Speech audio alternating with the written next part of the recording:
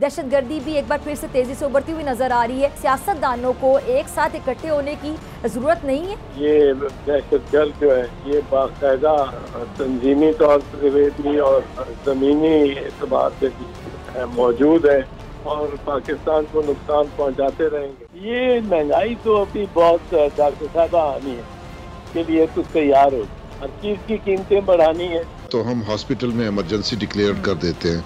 उसका मकसद ये होता है कि जो भी हॉस्पिटल का स्टाफ है, पैरामेडिक्स हैं, डॉक्टर्स हैं, ताकि जब मेडिकल ट्रीटमेंट हम मरीजों को दें, जो जख्मी हैं उनको दें, ताकि उसमें कोई कमी ना पेश आए। वजीरिस्तान में भी आपको पता है वाक़यात तवातुर के साथ हो रहे थे, तो यकीनन तालिबान तो अगर देखा जाए तो उनकी तरफ से मुख्तलिफ हमलों की जिम्मेदारियां भी कबूल की जा रही हैं और कुछ की वो तरदीद कर रहे हैं।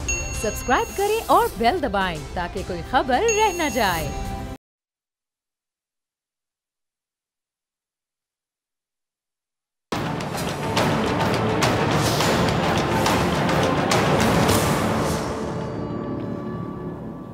अस्सलाम वालेकुम नाजरीन, प्रोग्राम का आगाज़ करूंगी इंतहाई दुख और अफसोस के साथ। आज पेशावर के इलाके थाना पुलिस लाइंस की मस्जिद के अंदर खुदकुश धमाका हुआ, जिसके नतीजे में अब तक इमाम मस्जिद और पुलिस एहलकारों समेत दर्जनों अफराद शहीद और 150 से ज़्यादा जख्मी हो गए हैं। धमाका एन जोहर की नमाज के वक्त हुआ, जहां हमलावर पहली सफ में मौजूद था। धमाके के बाद पेशावर के तमाम अस्पतालों में एमरजेंसी नाफिज कर दी गई। जख्मियों और लाशों को लेडी रीडिंग अस्पताल मुंतकिल किया गया है। दहशतगर्दी के खिलाफ जंग में खैबर पख्तूनख्वा पुलिस ने हर अव्वल दस्ते का किरदार अदा किया है। 1970 से लेकर अब तक तकरीबन 2000 एहलकारों ने अपनी जानें वतन अजीज़ पर निछावर की हैं। कानून की अमलदारी यकीनी बनाने के लिए खैबर पख्तूनख्वा पुलिस मुसलसल हालत जंग में है। अफवाज पाकिस्तान के शाना बशाना KP की पुलिस को किसी दूसरे सूबे की पुलिस से कहीं ज़्यादा ख़तरनाक चैलेंजेस का सामना है, जिनमें खुदकुश हमले, बम धमाके, अगवा और टारगेट किलिंग शामिल है। दीगर शहरों की निस्बत सबसे ज़्यादा कुर्बानियाँ पेशावर पुलिस ने दी हैं, जिसके एहलकार खुदकुश हमलों की राह में आहनी दीवार बनकर बाकायदा डटे हुए हैं। और इसके अलावा डेरा इस्माइल खान, बन्नू, सवात, मर्दान समेत बाकी शहरों की पुलिस ने भी बहादुरी की नई मिसालें कायम की हैं। अच्छा, 2009 का साल KP पुलिस के लिए सबसे ज़्यादा ख़तरनाक साल साबित हुआ, जिसमें SP, DSP समेत 209 एहलकारों ने जामे शहादत नोश किया।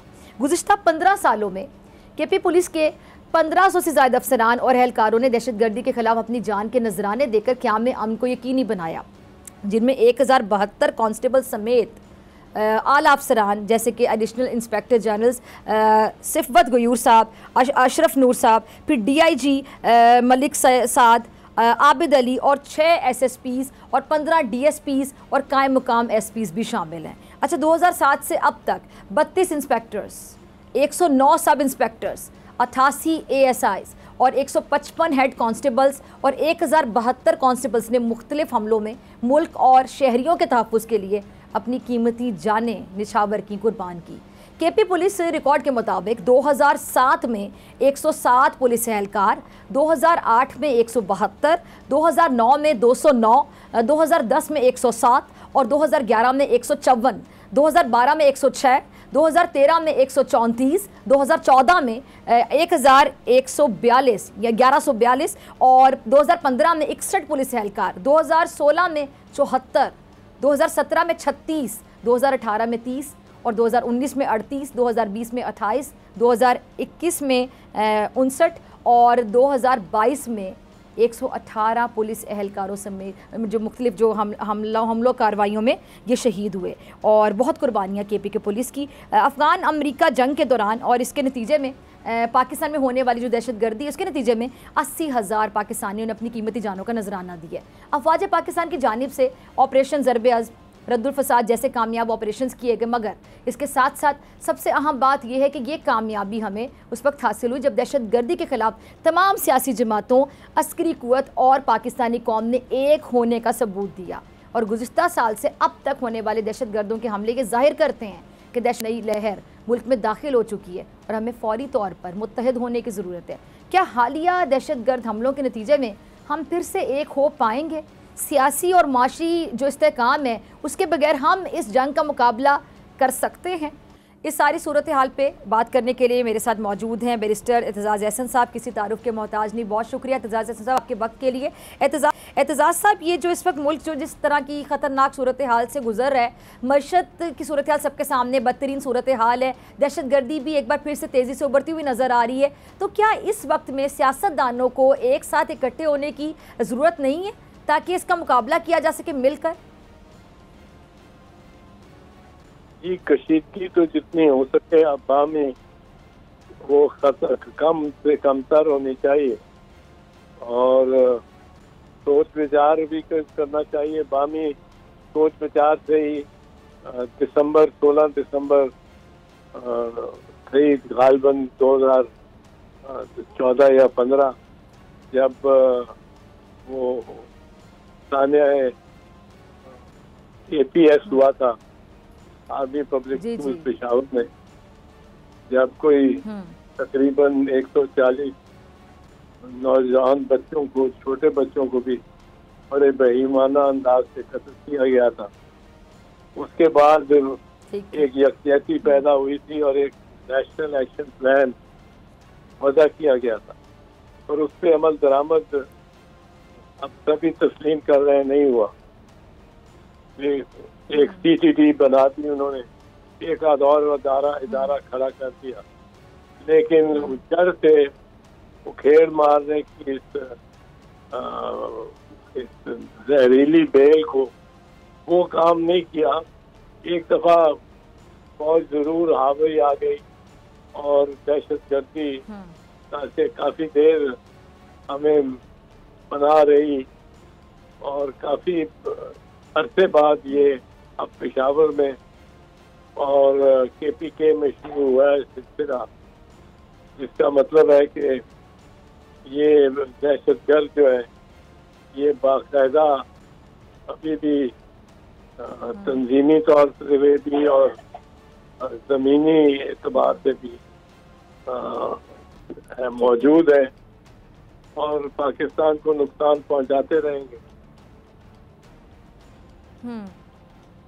अच्छा एतजाज साहब, ये इमरान खान साहब की हुकूमत में जब तालिबान से मुज़ाकरात में एक अच्छी पेशरफ्त हुई थी और इस हुकूमत के आते भी मुज़ाकरात देखे कि ख़त्म होते गए, तो अगर तो इमरान खान साहब के फेस पर, उनके नाम पर मुज़ाकरात कामयाब हो रहे थे, तो क्या हुकूमत को इस मामले पे ख़ास तौर पे इमरान खान साहब को अपने साथ मिलाने पर आपको लगता है कि कोई फ़ायदा हासिल हो सकता है? इमरान खान है तो है इस तालिबान के हामी और उनके एक लिहाज से तर्जमानी करते रहे और इनका नाम लोगों ने बिगाड़ के तालिबान खान भी इनको कहना शुरू कर दिया था, जिसको इन्होंने बतौर वजीर आजम भी तस्लीम किया कि मेरे पे ताना नहीं करते थे अपोजिशन वाले, बल्कि वो सोचो इमरान खान अपोजिशन में हुकूमत वाले करते थे। और इमरान का एक ये भी मौक़िफ़ मुस्तकिल रहा है कि जंग हमें नहीं करनी चाहिए तालिबान से, बल्कि उनसे मुज़ाकरात करने चाहिए।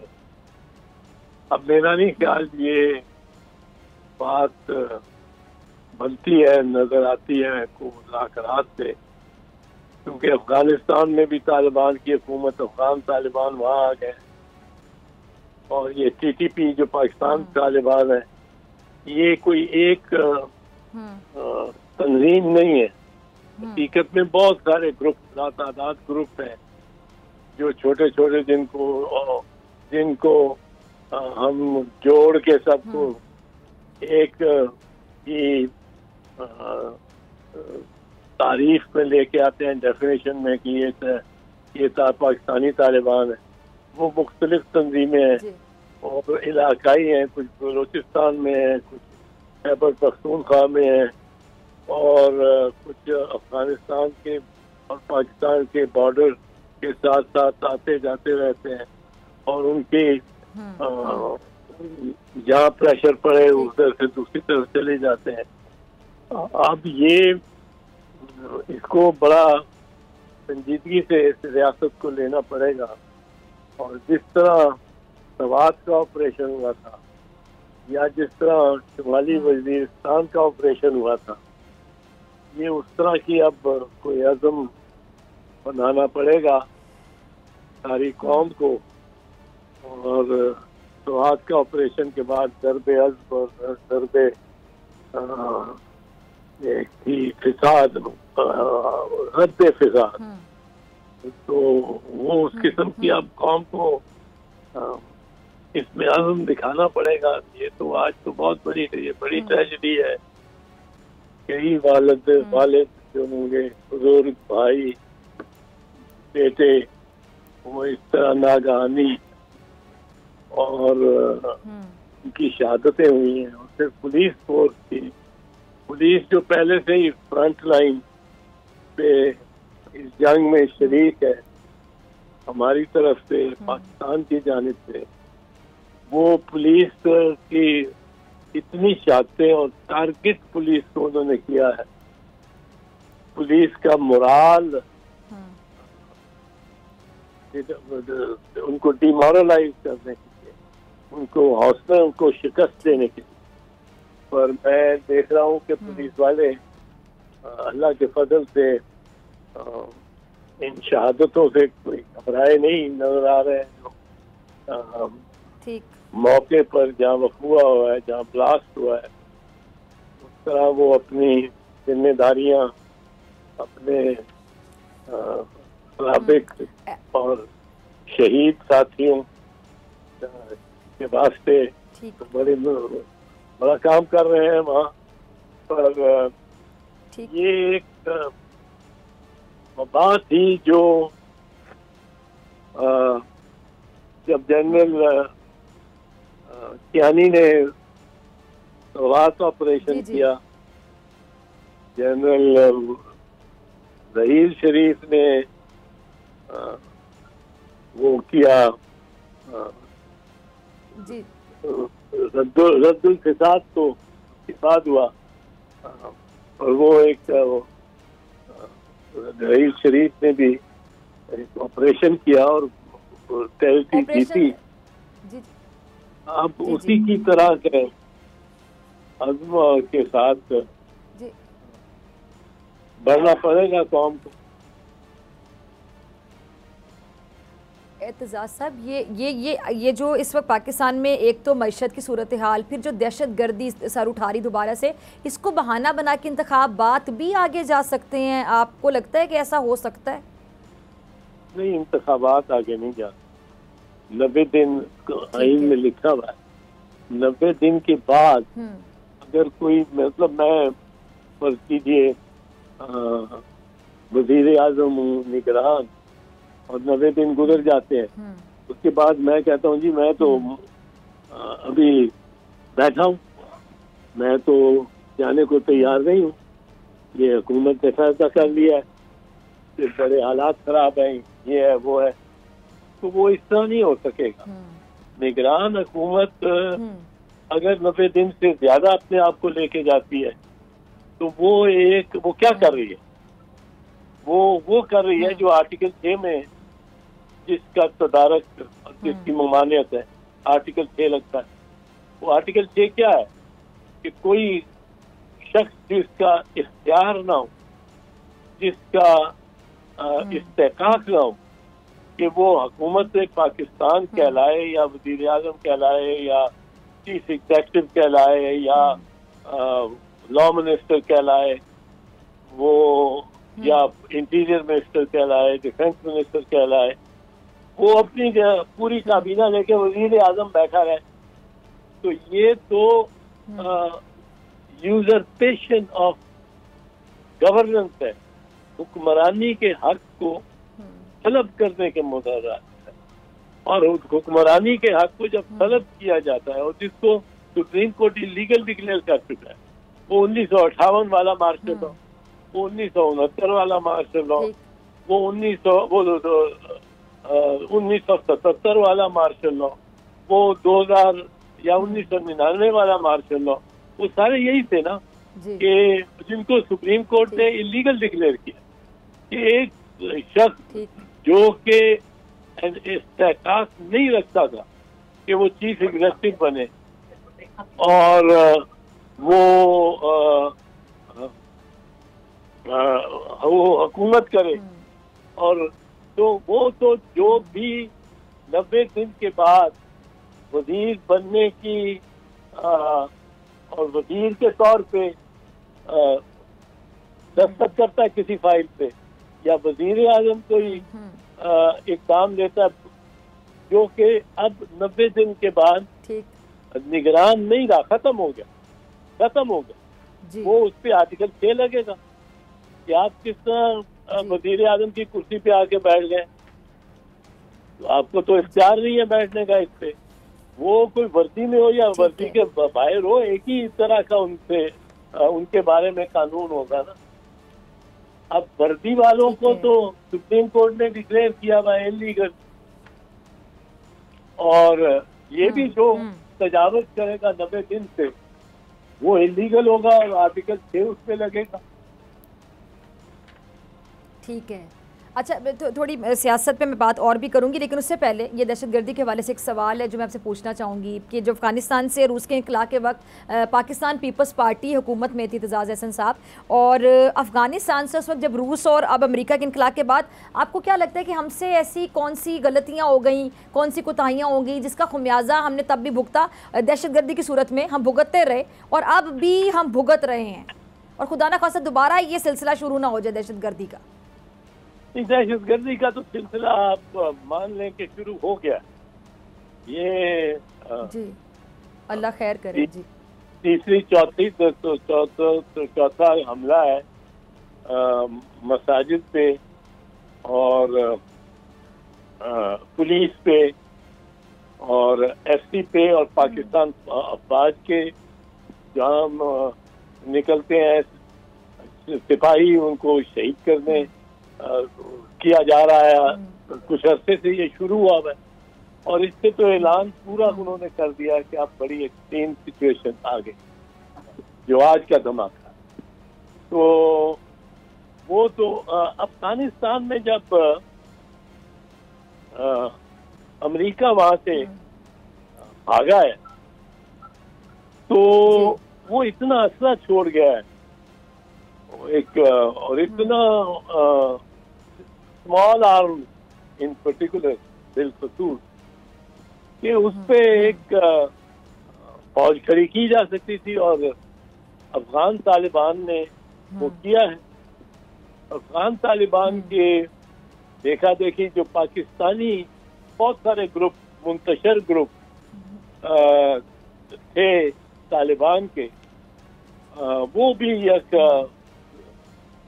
वो अपने सतह पे वो एक दूसरे के करीब आ गए, और उनका तो मकसद ही ये है अलग-ऐलान कि पाकिस्तान की रियासत को हमने अपनी सोच के मुताबिक डालना है और मजबूर करना है, और अगर मजबूर ये नहीं होती तो इसको सर करना है। तो वो ये मौका तो उसकी वजह से बुनियादी तौर पे आया, और कुछ मैं समझता हूँ कि ये जो एक दो ऑपरेशन हुए उनकी कामयाबी के बाद जो जरा एक 2-3 साल सुकून के गुजरे हैं, कदरे सुकून, तो उससे हम भी कुछ रिलैक्स हो गए थे। मैं समझता हूँ कि पाकिस्तानी को एकदम एहसास हो रहा है कि हमने मतलब ध्यान हमने हटा लिया इस मसले, मसला नहीं हटा था, हमारा ध्यान हटा।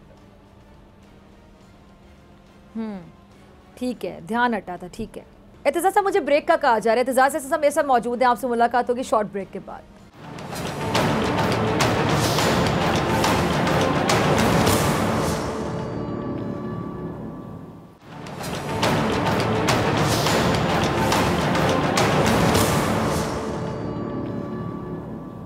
वेलकम बैक नाज़रीन, एतजाज अहसन साहब मेरे साथ मौजूद हैं। एतजाज साहब आपकी तरफ आना चाहूँगी। अच्छा एतजाज साहब, अब ज़रा कुछ सियासत पे बात दोबारा कि ये जो PDM हुकूमत है और जिस तरह ये पीडीएम हुकूमत, इनके इत्तेहादी हुकूमत चला रहे हैं, और अक्सर हम देखते हैं कि तहरीक इंसाफ की जानिब से बारहा ये कहा जाता है कि जी हमें इंतकामी कार्रवाइयों का सियासी इंतकाम लिया जा रहा है, निशाना बनाया जा रहा है, और इस सब में मेरे ख्याल से अवाम पिस रहे हैं। ये जो महंगाई होती चली जा रही है, देखिए हाल ही में पेट्रोल 35 रुपये महंगा कर दिया गया, अब सुनने में मज़ीद महंगा भी हो सकता है। तो ये तो अवाम पिस रही है इनकी आपस की लड़ाइयों में। अब आइंदा की सूरत हाल आप क्या देखते हैं? अवाम कितना मजीद सफ़र करेगी? किस हद तक ये अवाम को निगलेक्ट करते जाएंगे? अवाम को हमेशा से कॉर्नर करते आए हैं, नारा लगाते हैं कि जी अवाम के लिए आना है। ये पीडीएम इत्तेहाद जब बना था तो इन्होंने कहा था जी हमने महंगाई ख़त्म करनी है, तो कहाँ इन्होंने ख़त्म की महंगाई? आते हमारी पंजाबी में कहते हैं खुडे लाइन, आप समझते होंगे, लाहौरी अक्सर खुडे लाइन का ये लफ्ज़ इस्तेमाल करते हैं। आते सबसे पहले इसको कॉर्नर करते हैं ना, खुडे लाइन करते हैं। वो बेचारी जमहूर, बेचारी अवाम ही होती है जिसके वोट से आते हैं। ये महंगाई तो अभी बहुत डॉक्टर साहबा आनी है के लिए तो तैयार हो, इससे भी ज्यादा आनी है इसमें, और क्या आनी है अब अगले चंद महीनों में। और इन्होंने हर चीज की कीमतें बढ़ानी है। अभी तो बिजली और गैस और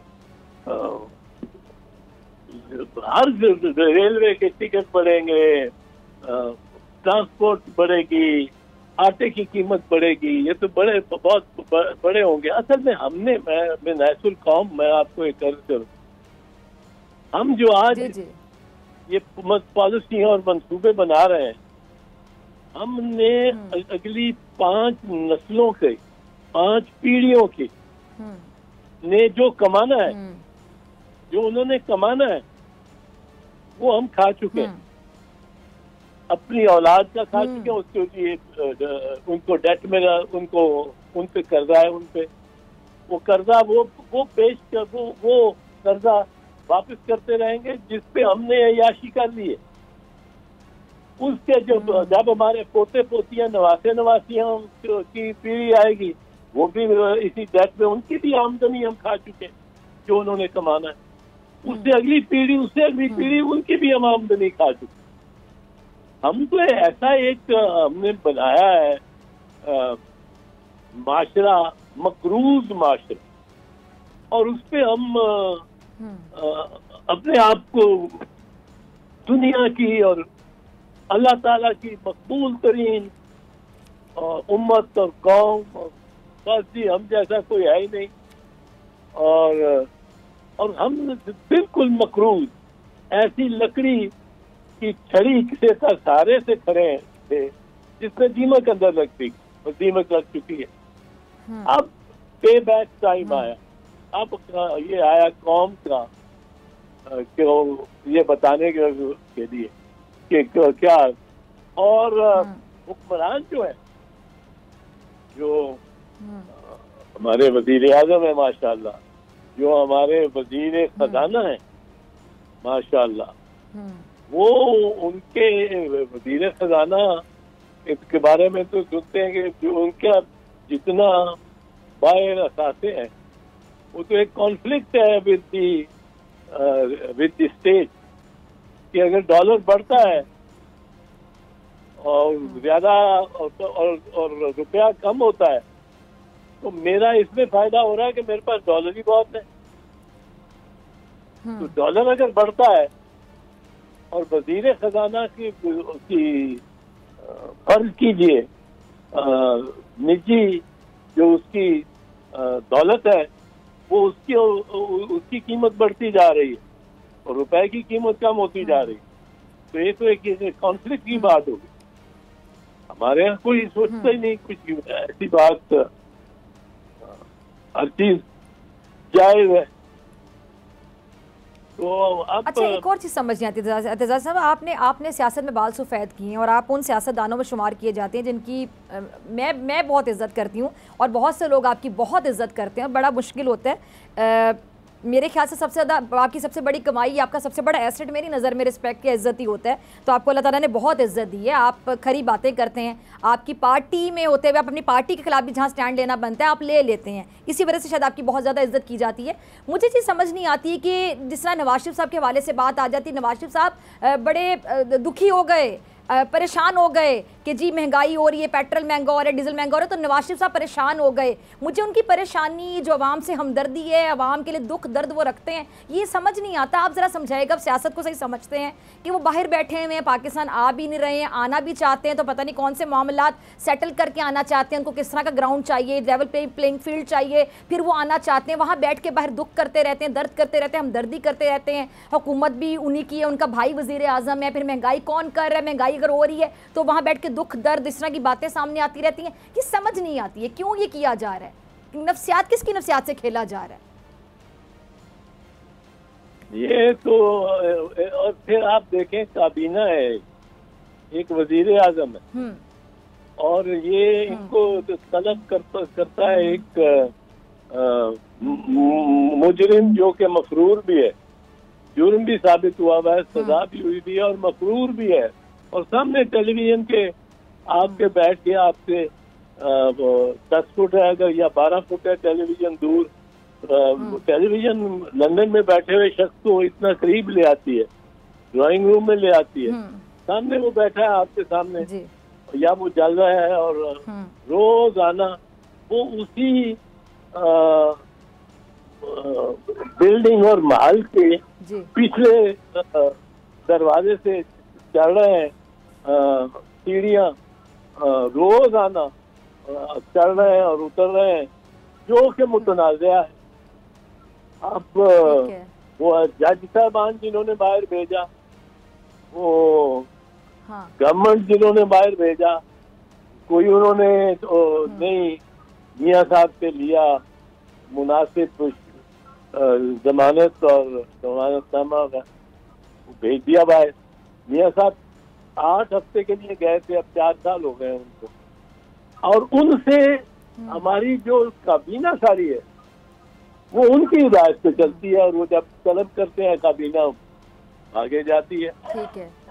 अब अच्छा एतजाज़ साहब, वक्त की कमी है, मैं आपकी मौजूदगी का फ़ायदा उठाते हुए एक सवाल और कि जी जो इमरान खान साहब ने आसिफ अली जरदारी साहब पर उनके खिलाफ जो कत्ल की साजिश करने का इल्ज़ाम लगाया है, इस हवाले से जरदारी साहब ने खान साहब को 10 अरब रुपए हर्जाने का नोटिस भेजा है, और साथ ही कहा है कि 14 रोज़ में, नोटिस में कहा गया है कि 14 रोज़ में खान साहब जो हैं अपने बयान पर माफ़ी मांगे, वरना उनके खिलाफ सिविल और फौजदारी कार्रवाई की जाएगी। इस हवाले से मैं आपका मौक़िफ़ चाहूँगी, आपको लगता है कि इमरान खान साहब गैर मशरूत माफ़ी मांगेंगे इस बयान पर, या आपका एनालिसिस क्या कहता है?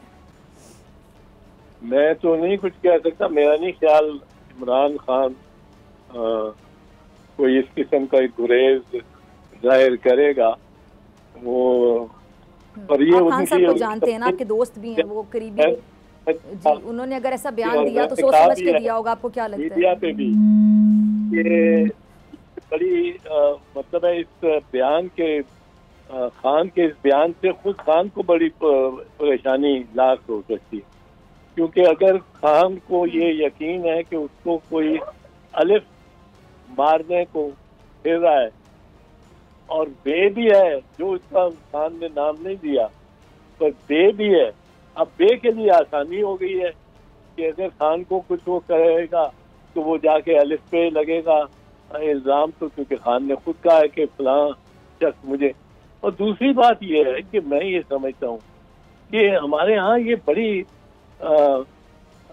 इमोशनल बात हुई थी, और खान के अपने वो जो चेयरमैन बिलावल ने बात की है वो दुरुस्त है कि खान के अपने जो फॉलोअर्स हैं वो भी बड़े जनूनी हैं, वो बहुत उससे इश्क करते हैं, और उससे के लिए कोई अगर अपने हाथ में ही ले ले खान के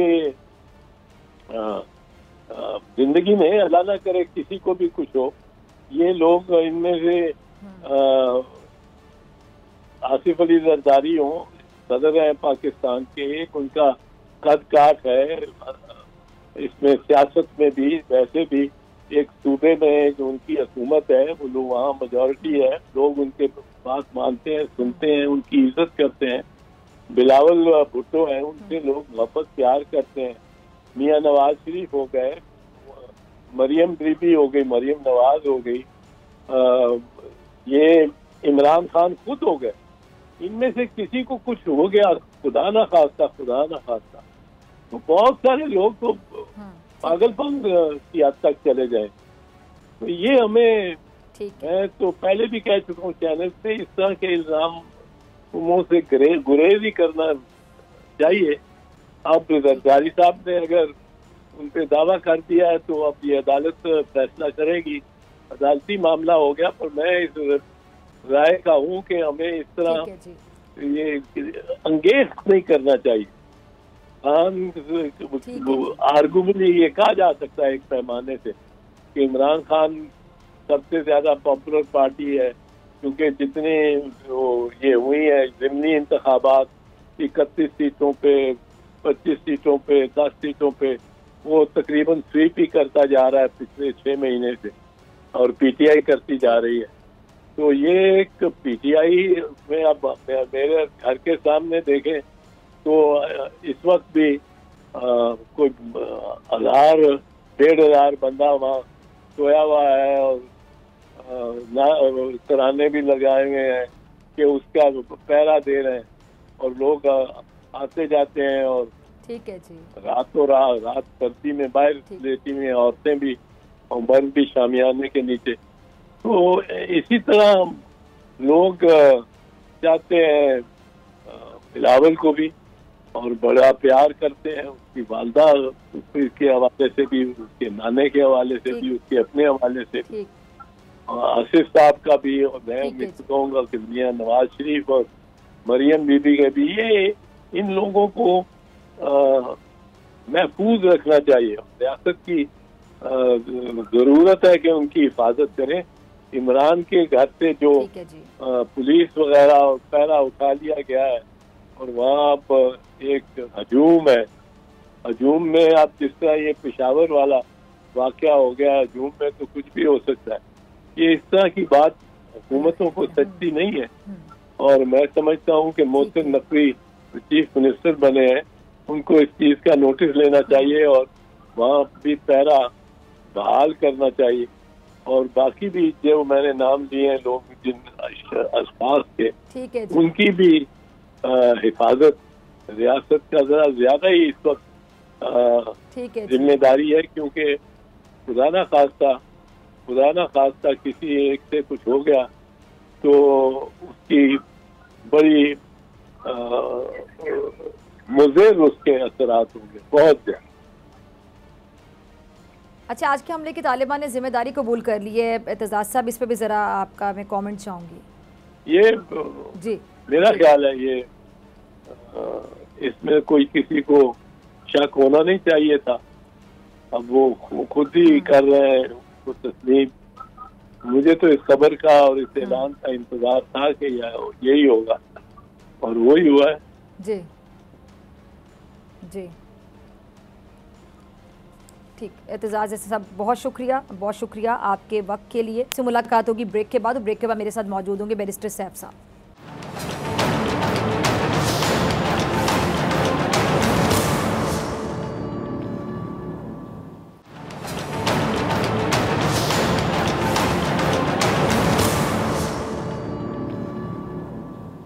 वेलकम बैक नाजरीन। इस सूरत हाल पर बात करने के लिए रियाज महसूद साहब मेरे साथ मौजूद हैं, कमिश्नर पेशावर। बहुत शुक्रिया रियाज साहब आपका वक्त देने के लिए, ज्वाइन करने के लिए। और ये जो हेल्थ इमरजेंसी नाफिज है पेशावर में, तो हॉस्पिटल्स की सूरत हाल क्या है?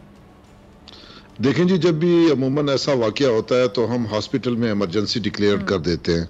उसका मकसद ये होता है कि जो भी हॉस्पिटल का स्टाफ है, पैरामेडिक्स हैं, डॉक्टर्स हैं, और वो मौके पर पहुंच जाएं, और उनकी जो ड्यूटी आवर्स है उनसे हटकर मतलब वो अपनी स्टेशनों पर मौजूद रहें, ताकि जब मेडिकल ट्रीटमेंट हम मरीजों को दें, जो जख्मी हैं उनको दें, ताकि उसमें कोई कमी ना पेश आए। ठीक है जी। अब से कुछ देर पहले जो खबर आई थी रियाज साहब के तालिबान ने जिम्मेदारी इसकी कबूल कर ली, उस हवाले से भी जरा नाजरीन को आगाह कीजिएगा। देखिए जी, मैं तो एक जिम्मेदार अफसर हूँ, जिम्मेदार पोस्ट पर बैठा हूँ।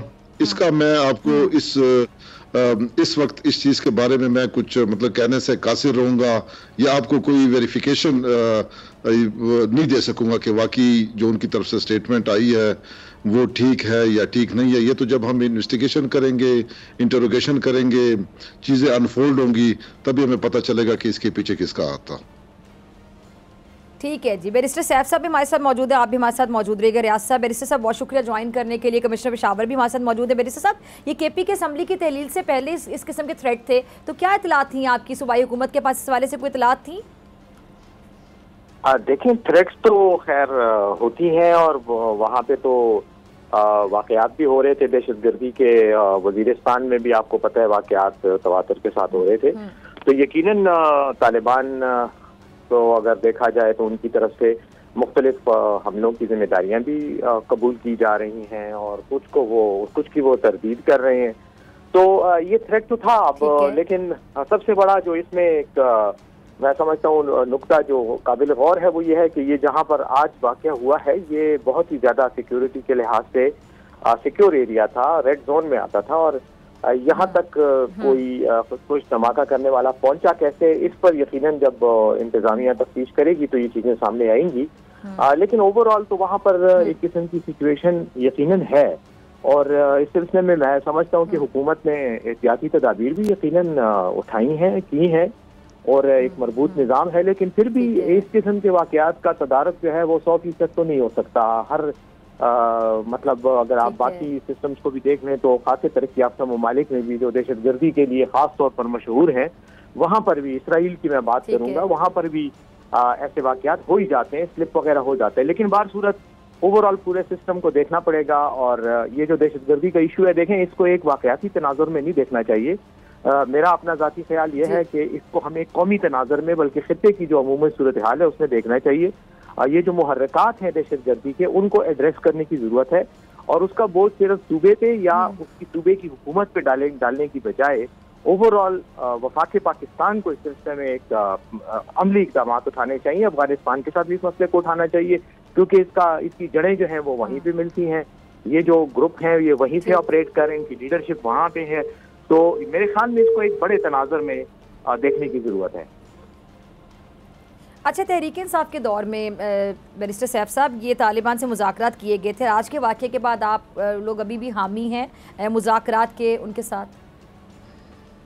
देखिए, तहरीक इंसाफ के दौर में यकीनन अफगानिस्तान में जो तब्दीली आई और अमरीकी फ़ौज का इनखला हुआ उसके बाद अफगान तालिबान की तरफ से हुकूमत पाकिस्तान को ये कहा गया था कि आप CPP के साथ मुज़ाकरात के लिए हम आपकी सालसी करने को तैयार हैं और आप आएँ और इस मौके से फ़ायदा उठाएँ। और मेरे ख्याल में ये बिल्कुल एक प्रूडेंट फैसला था कि ठीक है, अगर मुज़ाकरात की सालिसी और फैसिलिटेशन एक तीसरा फरीक कर रहा है तो उनके साथ बैठना चाहिए और उस वक्त मुज़ाकरात हुए। लेकिन बदकिस्मती से बाद में एक तो वो मुज़ाकरात का तसलसल जारी ना रह सका और दूसरा हमारी मुल्क में हर चीज़ को क्योंकि पोलिटिसाइज करके पॉइंट स्कोरिंग की जाती है तो हमारी जो अपोजिशन जमातें थी खास तौर पर जो इस वक्त मरकज में भी हैं और सूबे में भी जो बहुत एक्टिवली बयानबाजी में की सियासत करती हैं, तो इन्होंने उन मुज़ाकरात को मुतनाज़ बनाने की भरपूर कोशिश की। आज अब जो है बयानात मुसलसल दिए जा रहे हैं कि जी दहशतगर्दी की लहर और ये सब कुछ। तो यही वो मसला होता है कि जब आप किसी एक सीरियस कौमी इशू को पॉलिटिकल तनाज़ात की नज़र कर देते हैं तो फिर उसके ये नताइज भुगतने पड़ते हैं। और आज जो कुछ हो रहा है मैं समझता हूँ इंतहाई अफसोसनाक है, लेकिन ये हमारी ओवरऑल कौमी यकजहती और जो एक होना चाहिए एक कौमी यकसुई किसी एक मसले के हल करने के लिए जो होनी चाहिए उसके फुकदान के नताइज हैं। ठीक है। अच्छा रियाज साहब, आपकी तरफ आऊँगी। इंतज़ामिया अब ये जो निगरां हुकूमत है इसके साथ मिलकर क्या इक़दाम उठा रही है कि आइंदा ऐसे वाक़यात से बचा जा सके? देखें जी, इस तरह जैसे बैरिस्टर सैफ साहब ने डिटेल में बताया कि ये टेररिज्म पिछले 25-30 सालों से हमारे सूबा खैबर पख्तूनख्वा में ये टेररिज्म की वेव में कभी शिद्दत आ जाती है और फिर हम कंट्रोल पा लेते हैं। जैसे कि आपको पता है कि पिछले 3-4 महीनों से एक सर्ज आ रहा था वाक़यात में। मालाकंड डिवीज़न में सर्ज हुआ तो उधर फिर हमने बहुत जल्दी उसको कंट्रोल कर लिया, फोर्सेस हमने रीइंफोर्स की और मालाकंड डिवीज़न में अमन आया। फिर उसके बाद अभी आपने देखा कि पिछले 2-3 महीनों से लकी मरवत, टांग, डेरा इस्माइल खान, वजीरिस्तान में सर्ज आ रहा था, तो अभी फोर्सेस ने उधर मूव करना शुरू कर दिया। तो ये जो थ्रेट अलर्ट्स हमें आ रही थी, 2 पुलिस लाइन स्पेसिफिक नहीं थी, लेकिन हमें एक चीज एक अलार्म जरूर था कि हम हो सकता है कि दहशतगर्दी हो जाए। हम ये चीज एक्सपेक्ट कर रहे थे कि नॉट इस जगह पे नहीं कि पुलिस लाइन में, लेकिन इधर उधर हम एक्सपेक्ट कर रहे थे कि शायद दहशतगर्दी हो और फिर हमने उसके मुताबिक अपनी जो रीइंफोर्समेंट्स थी वो भी की हुई थी, और रेगुलर मीटिंग्स और रेगुलर गश्त और लॉ इन्फोर्समेंट एजेंसीज की साथ मीटिंग्स, एफसी, आर्मी, पुलिस, ये सब मतलब we were on our toes. लेकिन ये पुलिस लाइन में जैसे बैरिस्टर सैर साहब ने कहा कि इतना बड़ा वाकया होना ये मैटर ऑफ कंसर्न है, लेकिन इसमें मैं साथ आपको ये बताऊं कि ये पुलिस लाइन में हर वक्त हजारों की तादाद में पुलिस वाले होते हैं, तो हो सकता है कि घर के अंदर शायद इन हजारों लोगों में कोई एक ऐसा शख्स हो जिसने इसके ऊपर होमवर्क किया और उसने इसकी एग्जीक्यूशन की हो। तो बहरहाल ये जरूरी नहीं है कि जो मैं आपसे कह रहा हूँ यही सच साबित हो, लेकिन हम मुख्तलिफ एंगल्स पे इस चीज को इंशाल्लाह इंटरोगेट करेंगे, इस चीज को इन्वेस्टिगेट करेंगे। और एक चीज मैं आपको बताऊं कि अभी तक जितने भी वाकयात हुए आपको ये जानकर खुशी होगी कि 90% जो है ना, हम जहां से इसकी एग्जीक्यूशन, जहां से इसकी प्लानिंग होती है और इसके जो परपिट्रेटर्स, इसके जो करने वाले हैं, उनको जो है ना हमने आइडेंटिफाई भी किया है और उनके खिलाफ हमने कानूनी कार्रवाई भी की है। ठीक है, बैरिस्टर सैफ साहब आपका लास्ट कमेंट। जी बिल्कुल, मैं समझता हूँ, देखें कमिश्नर साहब ने जो बात की है बिल्कुल इंतजामी लिहाज से उनका यही नुक्ता नज़र जो है वो मेरा भी है, और मैं समझता हूँ कि तफ्तीश के बाद ही बात इस पर मजीद हो सकेगी। लेकिन अगर ओवरऑल देखा जाए तो मैं फिर ये बात कहूँगा कि दहशतगर्दी को मखसूस वाकयात के साथ नहीं देखना चाहिए, इसको एक ओवरऑल पैराडाइम में देखना चाहिए। और हमें हुकूमत को वफाक की सतह पे भी उसमें अफगानिस्तान की हुकूमत को भी साथ इन्वॉल्व करना चाहिए। देखें, अब जब से ये हुकूमत आई है अफगानिस्तान में और पीडीएम की हुकूमत या मरकज में आई है, तो सिर्फ 1-2 घंटे का दौरा हिना रबानी खान साहिबा का हुआ था।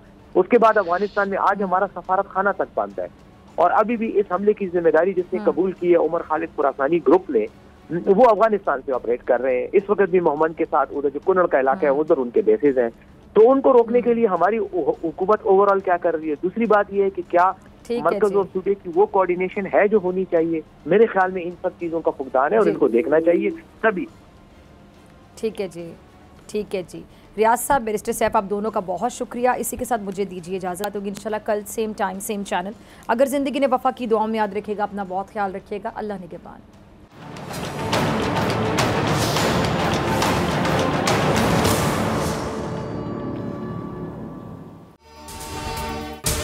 अगर आपको ये वीडियो पसंद आई तो सब्सक्राइब करें और बेल आइकन पर क्लिक करें। 2022 बहुत सारे तोहफे भी देके गया पाकिस्तान की आवाम को। पाकिस्तान की आवाम को एक तोहफा ये दिया कि आवाम को पता चल गया कि पाकिस्तान का मीडिया क्या है। साल 2022 में सबसे ज्यादा देखे जाने वाला चैनल बोल न्यूज रहा नंबर 1। हमने बहुत सारे शोज और ट्रांसमिशंस की, पूरा साल मुसलसल जदोजहद में निकल गया कि ये वोट ऑफ कॉन्फिडेंस के पीछे कौन लोग थे। तोड़े रेटिंग के सभी रिकॉर्ड। सोशल मीडिया पर भी सबसे ज्यादा तेजी से 2.4 बिलियन व्यूज का संगे मील अबूर किया। एंकर्स को भी आवाम में सबसे ज्यादा मकबूलियत मिली और सोशल मीडिया पर भी बोल रहा सब पर भारी। सब्सक्राइब करें और बेल दबाएं ताकि कोई खबर रह न जाए।